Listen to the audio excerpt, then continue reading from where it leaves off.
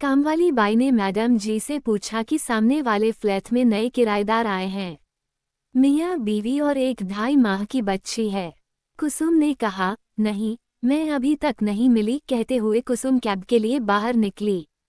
तभी उसने देखा कि सामने वाले फ्लैट से एक युवक बाहर निकला, जिसे देखकर उसने अंदाजा लगाया कि यही नया किराएदार है।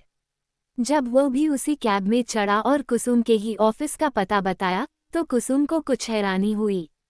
ऑफिस पहुंचकर दोनों अलग हुए, लेकिन कुसुम को युवक थोड़ा परेशान सा लगा। शाम को, जब कुसुम कैब में बैठने वाली थी, वो युवक फिर से हड़बड़ाते हुए उसके साथ आ गया।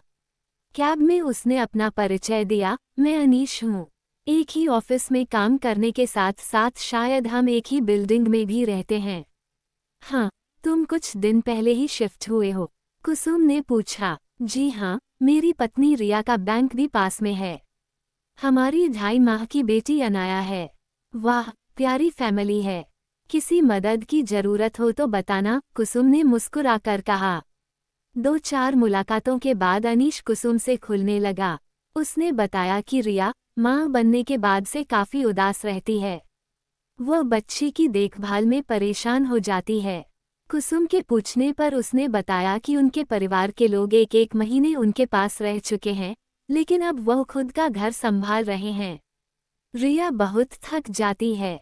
उसकी मानसिक स्थिति को लेकर मैं चिंतित हूँ, अनीश ने कहा।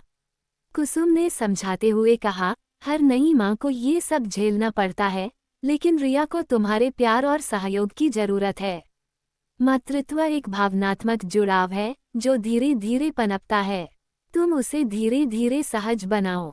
अनीश ने कुसुम की सलाह मानी और उसे मदद करने के लिए कहा। कुसुम ने तुरंत सहमति दे दी। अगले दिन शाम को कुसुम अनीश के साथ उसके घर पहुंची। वहां चारों ओर बच्चे के कपड़े और सामान बिखरे हुए थे। अनाया सो रही थी और पास ही रिया सिर टिकाए बेसुध सी पड़ी थी। कुसुम को देखकर वह थोड़ी सकपका गई, लेकिन कुसुम ने उसे सहज बनाया और बातचीत शुरू की।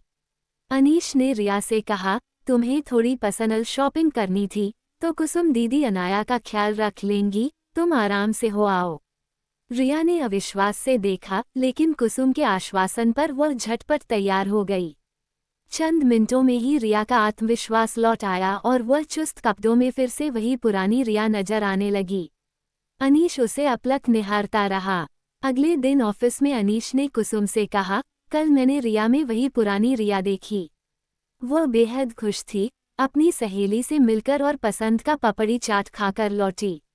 अनीश के चेहरे पर खुशी देखकर कुसुम ने राहत की सांस ली।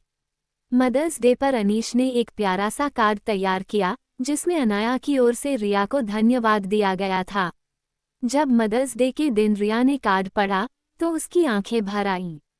उसने अनाया को अपनी गोद में लेकर प्यार से चूमते हुए अनीश को भी धन्यवाद दिया। उस दिन रिया ने सच्चे मायने में मातृत्व का एहसास किया और अनीश और कुसुम की मदद से उसकी जिंदगी में खुशियां लौट आईं।